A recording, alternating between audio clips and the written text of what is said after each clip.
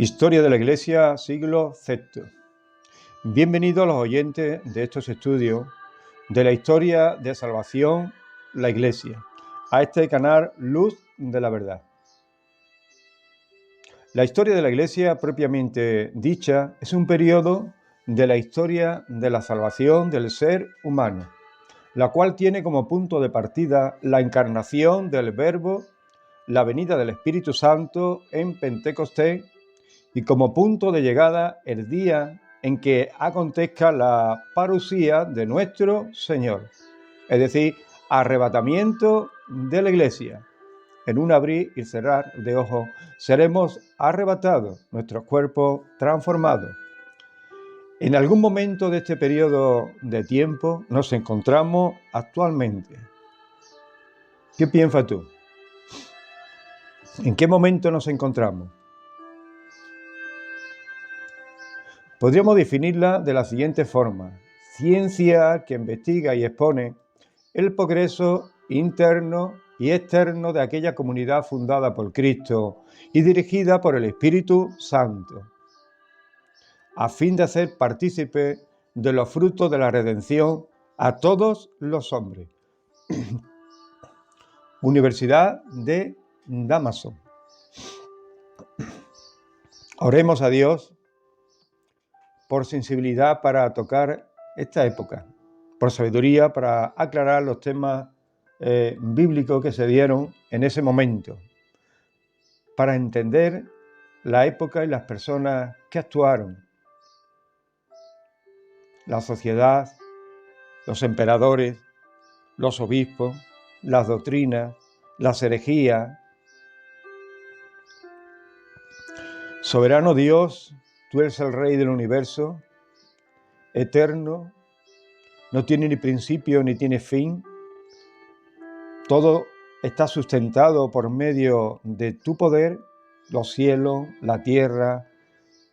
Le ha dado término a nuestras vidas. Le ha señalado el día de nacer y el día que debemos presentarnos delante tuya.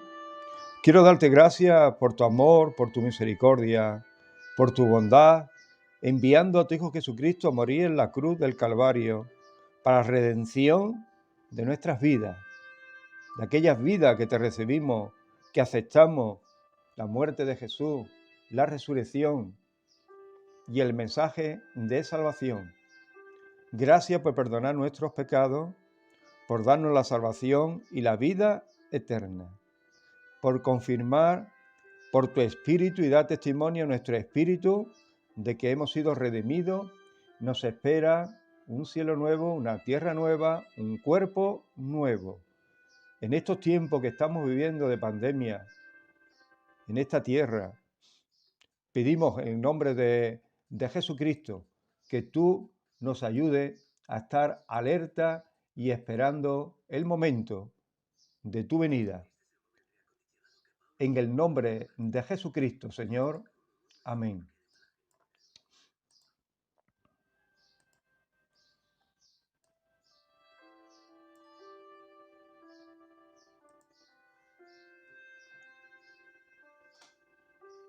Historia de la Iglesia del siglo VI. Comienza el 1 de enero del año 501 y terminó el 31 de diciembre del año 600 de nuestra era, unos años después del fin de la época clásica, es decir, derrumbe del Imperio Romano Occidental en el año 476 y el inicio de la época medieval o medievo. Es llamado el siglo de Bizancio. Europa es fracturada en muchos reinos germánicos pequeños que compitieron constantemente por tierra y recursos. Finalmente, los francos, rey Clodoveo I, llegaron a ser dominantes en Europa y se expandieron hacia afuera un dominio importante que abarcaba gran parte de Francia y de Alemania. Hoy empezaremos a tocar temprana edad media o antigua tardía, que comenzó en el 476 y terminó, por decirlo así, en el 843. Esta se extiende desde el derrocamiento del último emperador romano de Occidente hasta la división del imperio de Carlos Magno. La iglesia en sus primeros siglos estuvo ubicada en 4 lugares importantes: Jerusalén, donde nació Jesús, en Belén, donde vino el Espíritu Santo en Pentecostés, y ahí empezó la iglesia; en Antioquía, donde Pablo, Silas, Bernabé enseñaron y hubo un avivamiento; en Alejandría, Roma y más tarde en Constantinopla. Estas ciudades tenían escuelas en cada una, pero también tenían relación entre ellas, aunque había diferentes formas de ver la doctrina. La principal diferencia siempre fue y será la deidad y humanidad de Jesucristo. Jesucristo Dios, Jesucristo humano, hombre, Jesucristo Dios, humano y hombre. Se trataba de este tema en los concilios y se llevaba a tomar postura. En el concilio de Calcedonia concluyeron: Jesucristo Dios, una misma naturaleza, verdadero Dios y verdadero hombre.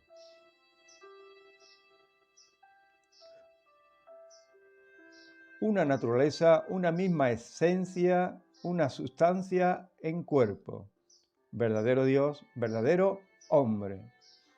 Leemos Apocalipsis capítulo 1, 5.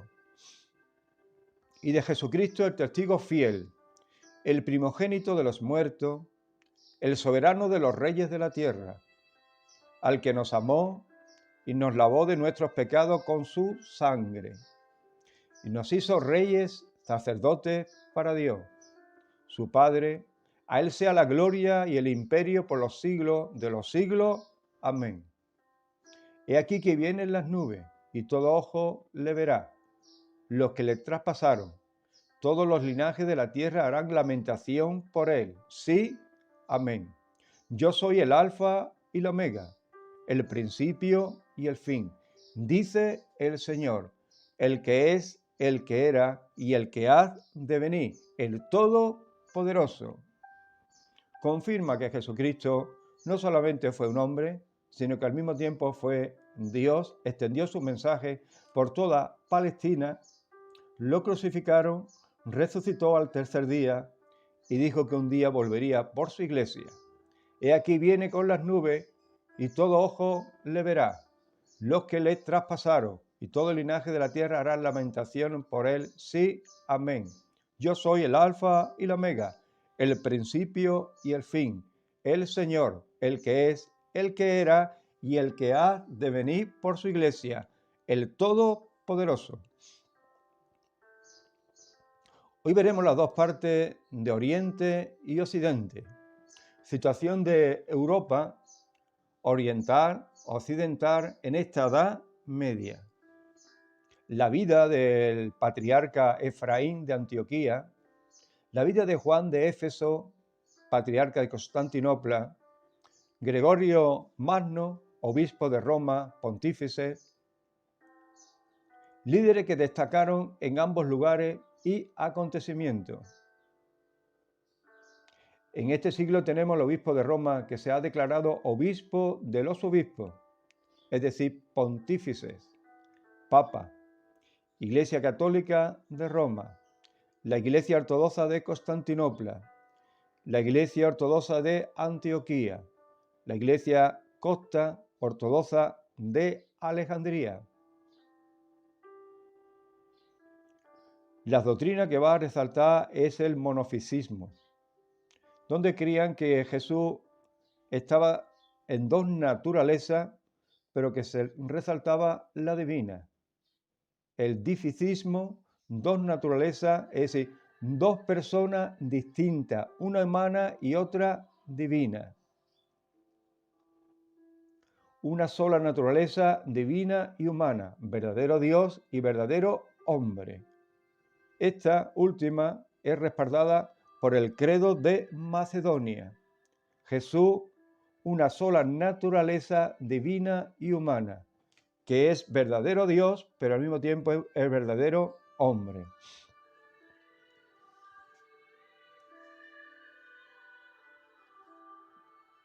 Patriarcas que van a resaltar en estas escuelas y en esta época. Efraín, patriarca de Antioquía. Efraín era hijo de un tal Apiano, nacido en la ciudad de Amida, en el siglo V. Allí aprendió griego y siriaco con fluidez. Efraín sirvió de funcionario civil y posteriormente llegó a ser general militar durante los reinados de los emperadores Anastasio I y Justino I, en el año 524. Se le otorgó el título de honorario de conde de la Sagrada Dávida, conde de los sagrados tesoros. Hoy día sería ministro de Economía, de Finanzas y de Hacienda. Fue admitido en el Senado como político. Efraín comenzó la construcción de la ciudad de Antioquía, durante el cual vio una columna de fuego que se elevaba desde un cantero dormido hacia el cielo. Efraín despertó al cantero, que le reveló que anteriormente había sido obispo antes que cantero, y le profetizó a Efraín que se convertiría en el patriarca de Antioquía. Cuando Efraín escucha estas palabras, esta profecía, se mete a monje en un convento. Efraín construyó la ciudad y el pueblo lo nombró patriarca de Antioquía, sucediendo al antiguo patriarca llamado Eufrasios. En esta ciudad hubo un terremoto en el 526. Ante esto, Efraín se convirtió en monje. Fue consagrado patriarca de Antioquía en abril-mayo del 527. En el 528 Antioquía fue de nuevo víctima de otro terremoto, durante el que murieron cerca de 5.000 personas. Efraín ayudó a reconstruir la ciudad una vez más. Antioquía continuó sufriendo una cadena de terremotos y muchos huyeron de la ciudad. Efraín entonces ordenó a la gente que escribieran sobre sus puertas de sus casas esta frase: que Cristo esté con nosotros. Cuando los terremotos pasaron, Antioquía fue llamada Teópolis, es decir, ciudad de Dios, porque Dios los defendió de los terremotos. Ellos creyeron en la palabra que le dijo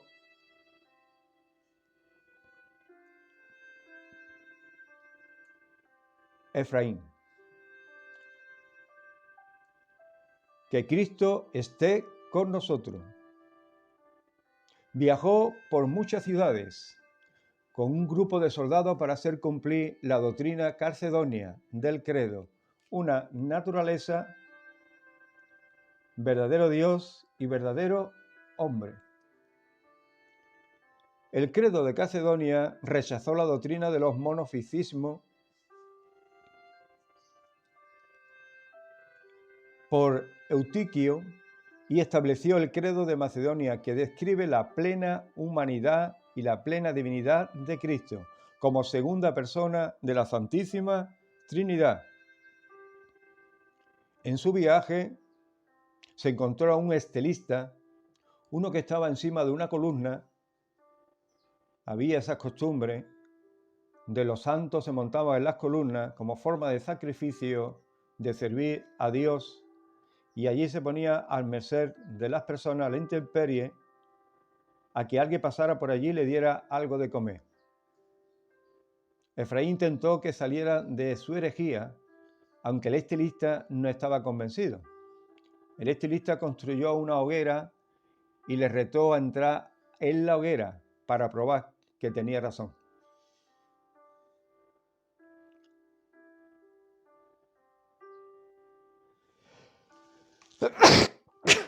Perdón.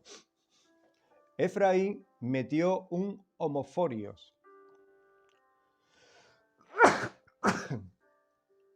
ornamento litúrgico usado por los obispos griegos y occidentales.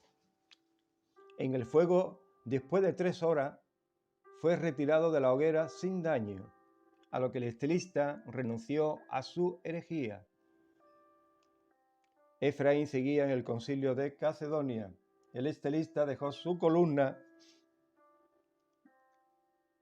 y se unió al credo de Calcedonia. Hubo guerra y tuvo que ir a Jerusalén y más tarde murió.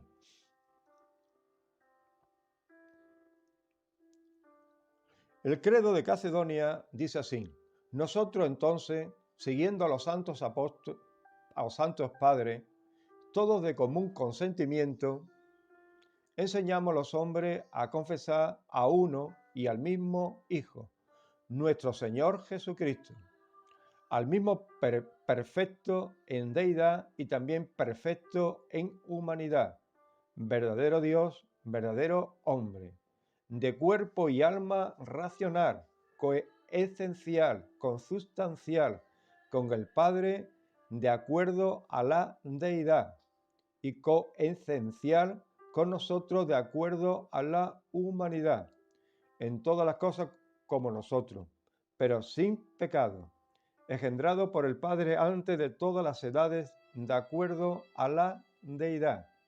En estos postreros días, para nosotros, nacido de la Virgen María, de acuerdo a la humanidad, uno y el mismo Cristo, Hijo, Señor, unigénito, por ser reconocido en dos naturalezas inconfundibles, intransferibles, indivisibles, inseparables, por ningún medio la distinción de las naturalezas desaparece por la unión, más bien es preservada la propiedad de las dos naturalezas, concurrente en una persona, una hipóstasis no partida ni dividida en dos personas, sino uno y el mismo Hijo y el mismo unigénito, Dios, la palabra, el Señor Jesucristo, como los profetas desde el principio lo ha declarado con respecto a Él, y como el Señor Jesucristo mismo nos lo ha enseñado, el credo de los santos padres que nos ha sido dado. Este es el credo que Efraín guardaba y hacía guardar a los demás. Hizo cumplir a rajatabla a todos aquellos que estaban en la tierra cercana a Constantinopla, con permiso del emperador Justiniano I. Juan de Éfeso.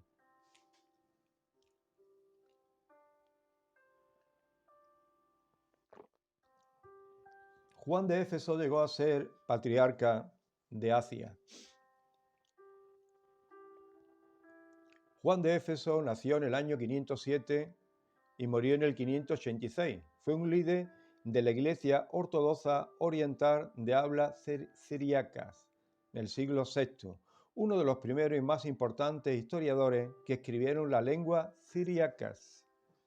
Alrededor del 507 fue ordenado diácono en 529 por Juan de Tella en el monasterio de Suquín.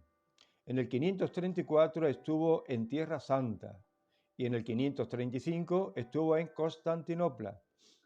Regresó al este en los últimos años de la década de los 530, donde fue testigo de la primera mano de las devastaciones de la gran plaga, pandemia.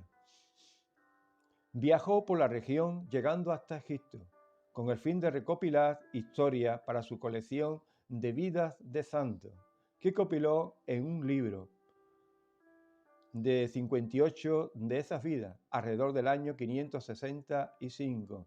Estaba de regreso en Amida, a principio de la furiosa persecución dirigida contra los monofisistas, Efrén, patriarca de Melquita de Antioquía, y Abraham, obispo de Amida, hacia el año 540, regresó a Constantinopla y la convirtió en su residencia. Efrén viajó por toda la región hasta llegar a Egipto como historiador a recopilar la vida de los padres de la Iglesia y llegó a recopilar 58 de esas vidas y escribirlas en libros de aquella época. Tenía un monasterio cerca del Cuerno de Oro. Durante 30 años fue favorito del emperador Justiniano I, quien desde el año 546 le empleó a combatir el paganismo. Asimismo, en Asia Menor y la capital, se calificaba a sí mismo de maestro supervisor de los paganos, destructor de los ídolos. Se dice que convirtió a 70.000 y que construyó 96 iglesias. Estuvo interesado en las misiones de los nubios y alodes, recomendando no perturbarlo en las controversias de la cristología. Tras la muerte de Justiniano, Juan sufrió la persecución de los monofisistas, los que creían que Cristo estaba en dos naturalezas, anulaban la humana y creían en la divina.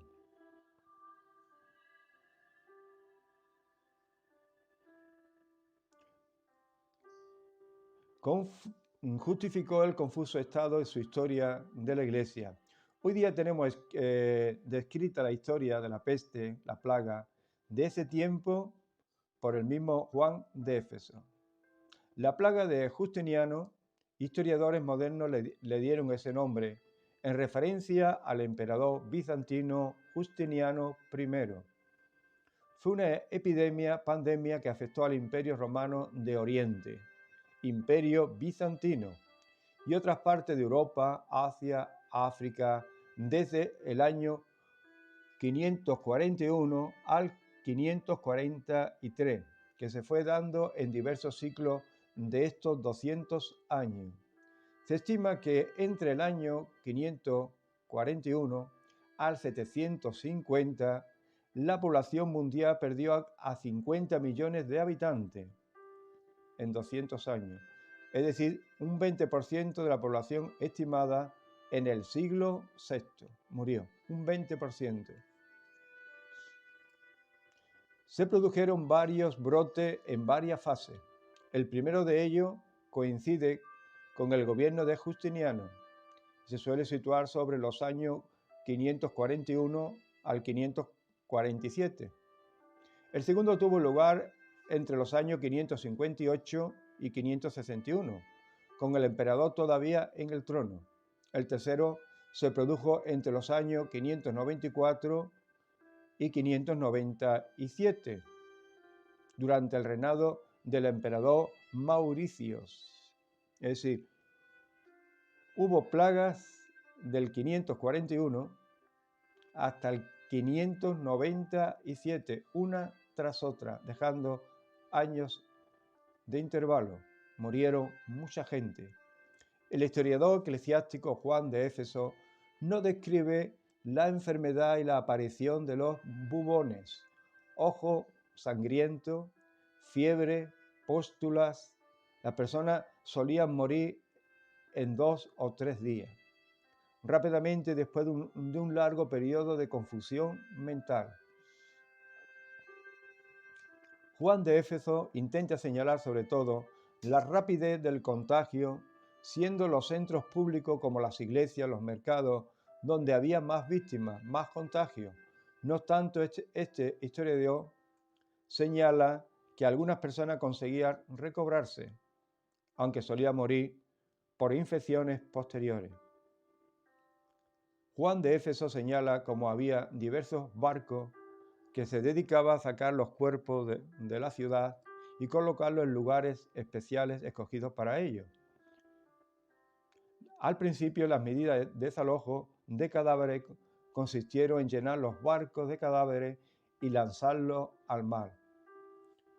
Con el tiempo, el emperador manda hacer detrás del mar Fósforo grandes fajas y allí echan los cadáveres.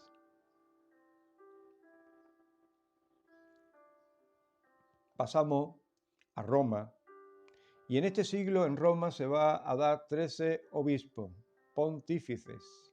En la República Romana, el pontífice era el máximo mayor cargo en la religión romana. Para no nombrarlo a los 13, voy a nombrar a uno que resaltó en este siglo, llamado Gregorio I el Magno. En los casi 2000 años que tiene la Iglesia Católica, se conoce un total de 266 pontífices o papas. Estos datos vienen de buenosdiastour.com. En este siglo va a destacar entre estos 13 papas Gregorio I Magno. Fue nombrado papa, obispo, 590 al 604. Convirtió a varios pueblos, reorganizó la liturgia de las iglesias, repartió entre los más pobres y la iglesia la fortuna de su familia. San Gregorio I Magno nació en Roma en el 540, murió en el 604. Papa de la Iglesia Católica, 590 al 604, miembro de una familia de patricios romanos. Fue prefecto urbi, mayor juez de la ciudad, del emperador Justino II. Convirtió su palacio del Monte Celio en el monasterio de San Andrés. Abrazó la regla de San Benedicto. Nució en Constantinopla, es decir, era representante del emperador o papa en esa ciudad, Constantinopla. Fue nombrado papa a la muerte de Pelagio II, en el 590. Gregorio I negoció una tregua con los lombardos. Afirmó la primacía de la Iglesia de Roma. Envió al monje Agustín a evangelizar a Inglaterra. Autorizó el culto de los hebreos, es decir, de los cultos que se tenían libertad para reunirse los judíos. Superó el cisma del norte de Italia originado por la supresión de los 3 capítulos. ¿Sabe qué son los 3 capítulos? ¿Ha oído alguna vez hablar de los 3 capítulos? Te doy algunos detalles. Fue la doctrina de 3 teólogos del siglo V, de la Iglesia siria y casta ortodoxa.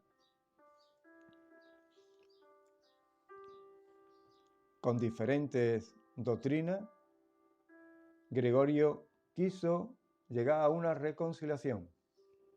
Adoptó el título de Servus Servus, servidor de los siervos de Dios, que se convirtió en oficial de los futuros pontífices, soberano temporal de la ciudad de Roma, hizo de ella la capital espiritual del mundo latino y puso las bases del poder territorial del papado.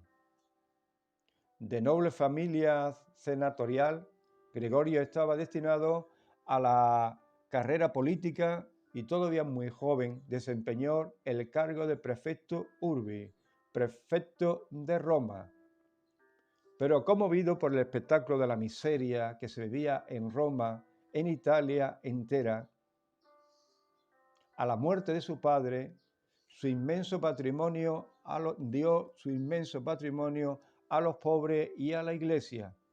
Fundó 6 monasterios en su tierra de Sicilia y otro en su palacio de Celio, que dedicó San Andrés, donde él mismo vistió los hábitos de Benedicto. En el siguiente audio veremos sobre el tema de los monjes, los monasterios, sus funciones, su fuerte personalidad y su práctica en la política, En aquellos tiempos de adversidades excepcionales, movieron sin embargo al Papa Benedicto I a sacarlo de su soledad, nombrándolo diáconos de Regionarius, a Pelagio II en el año siguiente, a servirse de él como legado en Constantinopla, donde tuvo ocasión de su larga estancia del 579 al 585, de formarse una rica experiencia política y humana.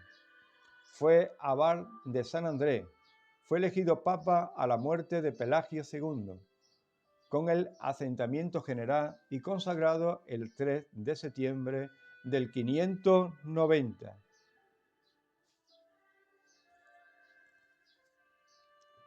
Le esperaba la peste de esa época, la pandemia, la expansión lombarda, el sitio de Roma, el empobrecimiento del cisma de los 3 capítulos y los pleitos de Bizancios. A los 14 años de su pontificado, hubo de medirse con estos problemas objetivos y con otro que él mismo se planteó libremente: la pacificación de la península, la unificación católica occidental mediante vastas obras de evangelización, una vasta toma de contacto más operante con los pueblos convertidos. Recuerda que Roma ha caído, el emperador no está, el obispo toma el lugar del emperador. Los pueblos invaden Roma, los bárbaros, los vikingos, los germánicos.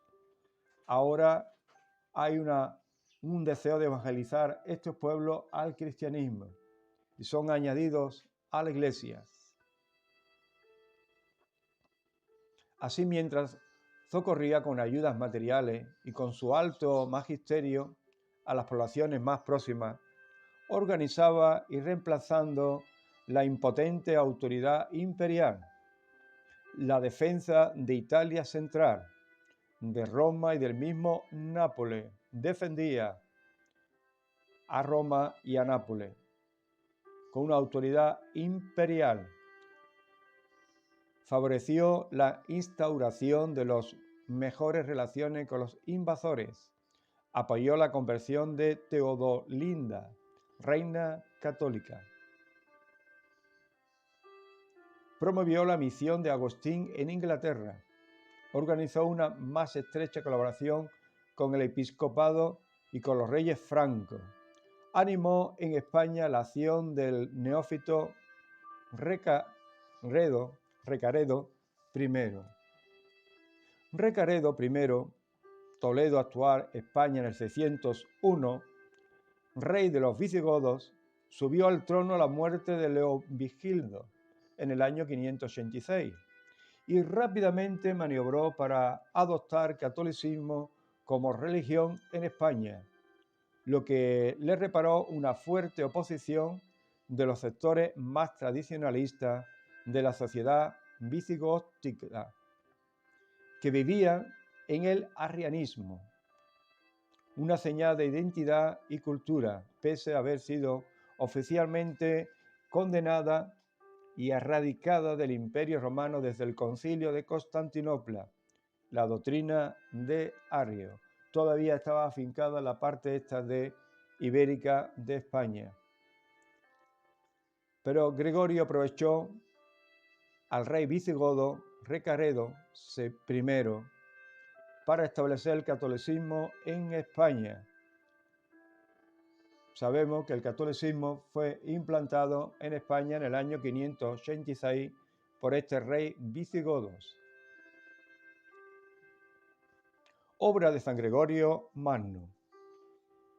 Es la obra literaria de San Gregorio Magno, de estilo sencillo, a veces humilde y a menudo elocuente, constituye el más luminoso comentario de sus obras del pontífice. Sobresale la epístola dirigida contra los herejes.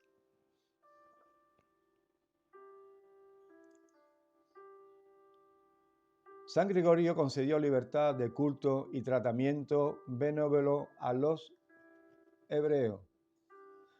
Pensaba que solo con la mansedumbre, la bondad, la sabia, persuasiva admoniciones se puede obtener la unidad en la fe. Gregorio Magno mostró su preocupación por la formación de los pastores de las almas en obrar como regla pastoral, que expuso los objetivos y reglas de la vida sacerdotal dedicada a Juan de Constantinopla, con quien se justificaba de no haber dudado en asumir el cargo de obispo de Roma. San Gregorio muestra en este libro el auro, que es el oficio del pastor, las reglas de vida que debe seguir. Describe el tipo ideal del obispo, que ha de ser siempre un médico de las almas.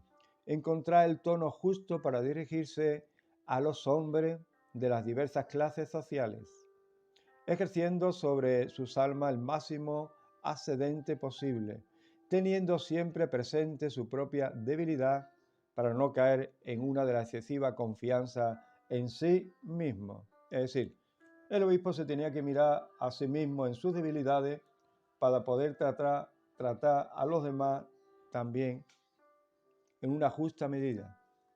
Reglas episcopales de su tarea de consolador y maestro espiritualidad hallamos una excelente ilustración en sus homilías.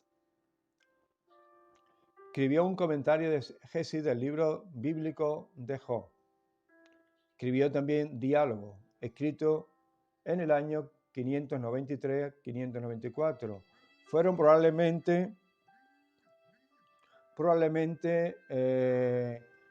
su obra más difundida, habiéndose retirado por algún tiempo, cansado de las preocupaciones, responsabilidades de su cargo. A un lugar apartado, Gregorio expresaba al diácono Pedro su disgusto por no haber podido dedicarse a la vida ascética. Se hubiera quedado mejor en el convento, decía, como monje, con lo que tantos hombres pudieron alcanzar la perfección. La historia de la Iglesia.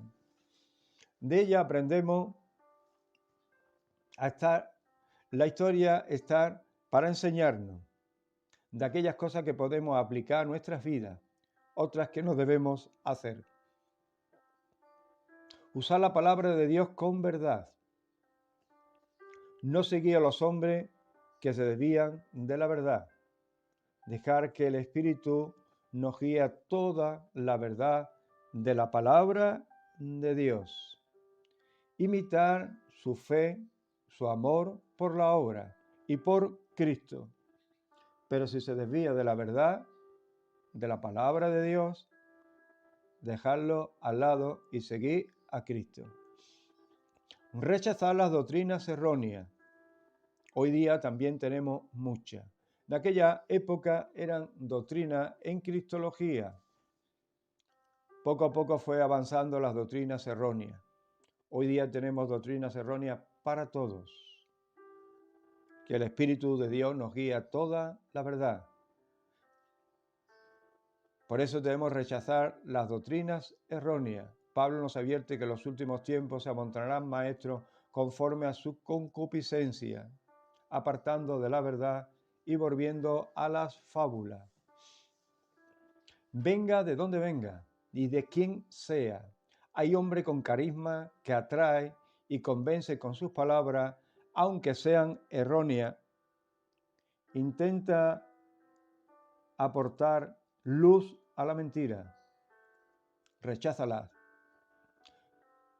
Los líderes, pastores, ministerios, debemos guiar a los creyentes a Cristo y no a nosotros. Dejar al lado el sentimiento y las emociones y enseñar la palabra de Dios. Saber soportar las dificultades y confiar en Dios en todo momento. Estamos viviendo tiempos muy difíciles. Que el Señor nos ayude a estar fuertes, a confiar, a descansar en Él y a vivir la paz que solamente Él nos puede dar. Antes había costumbres y influencias de hombres y entidades. Hoy día seguimos iguales en estas influencias, porque lo tenemos todo a la carta en nuestro móvil. Podemos escuchar a quien quiera y a donde quiera y en cualquier momento. Las influencias hoy las tenemos, aunque es con otros nombres. Recuerda que tenemos la palabra profética más segura, la cual hacemos bien de estar atentos como esa antorcha que alumbra en medio de la oscuridad.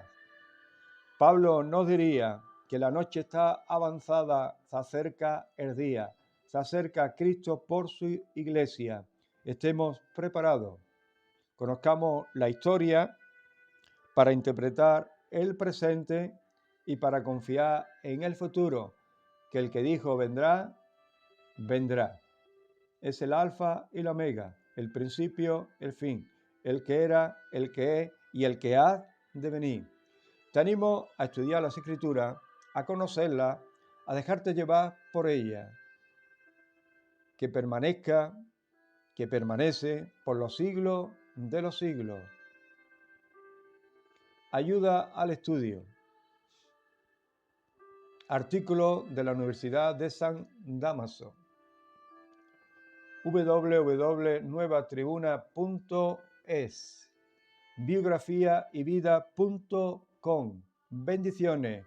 Que Dios te bendiga grandemente. Luz de la verdad.